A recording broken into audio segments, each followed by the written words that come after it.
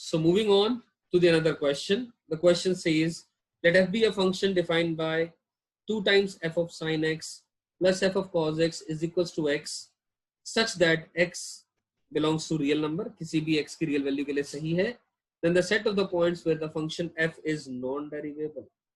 वो सारे points बताने हैं जहां पर function derivable नहीं है. ध्यान से पढ़ना, क्वेश्चन जरूरी है, derivable नहीं है. तो ओके, तो this again seems to be a question related to the functional equation involvement. उनका भी है. कैसे देखें दोस्तों, अब ये सिंपल एक फंक्शनल इक्वेशन दे रखी है, मुझे ये बात समझ में आती है आप सबको भी. This is a functional equation. तो हमारा प्रयास रहेगा सबसे पहले हम क्या निकालें, try to get the function, try to get the function. अब सवाल उठता है, हम फंक्शन निकालें तो कैसे निकालें. तो फंक्शन निकालने का तरीका क्या है. अब यहां पर f के अंदर में जो आर्ग्यूमेंट है, यहां पर sin x दिया हुआ है और यहां पर cos x दिया हुआ है.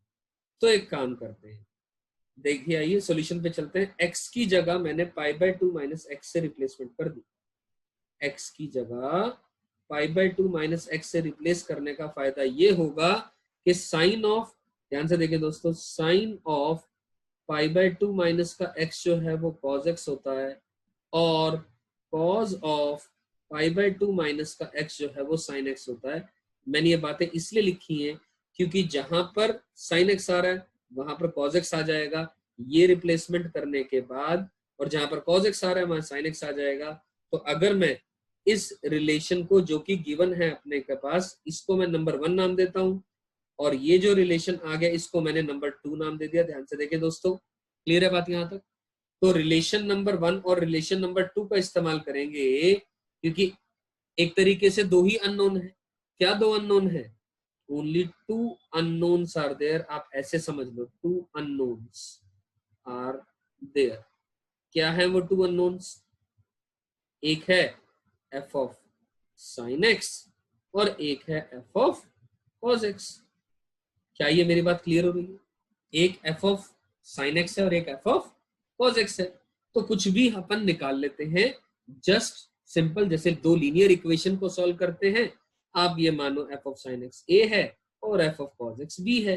a और b के अंदर में दो इक्वेशन नंबर 1 और 2 दी गई है, दोनों को आप सॉल्व कर लें.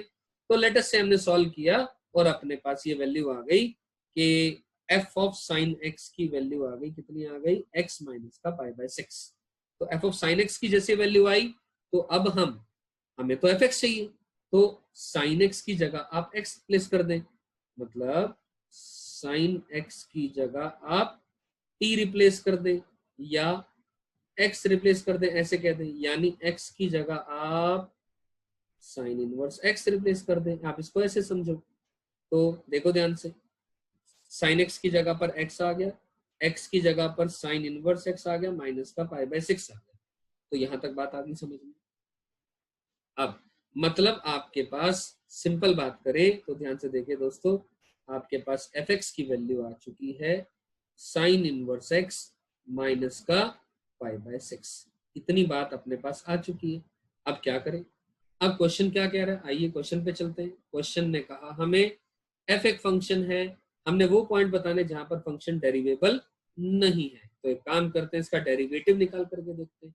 डेरिवेटिव निकाला हमने, तो डेरिवेटिव क्या आ गया, f डैश x आया 1/√1 माइनस का x square. Sine inverse x का डेरिवेटिव 1/√1 माइनस x स्क्वायर है और माइनस π/6 का डेरिवेटिव 0 आ गया. अब इसको देख करके पता लग रहा है अपने को, भैया डिनोमिनेटर में 0 कब आएगा, डिनोमिनेटर में 0 आएगा कब आएगा, जब x स्क्वायर माइनस का 1 0 होगा, यानी x की वैल्यू प्लस माइनस 1 होगी. तो इन दोनों x की वैल्यूज पर फंक्शन डेरिवेबल नहीं होगा, यानी function fx is not derivable at x equals to plus और -1. You getting my point. तो एज अ रिजल्ट कौन सा ऑप्शन अपने पास सही हो जाता है, यहाँ पर देखिए दोस्तों, 1 और -1 दो पॉइंट पर फंक्शन डेरिवेबल नहीं है.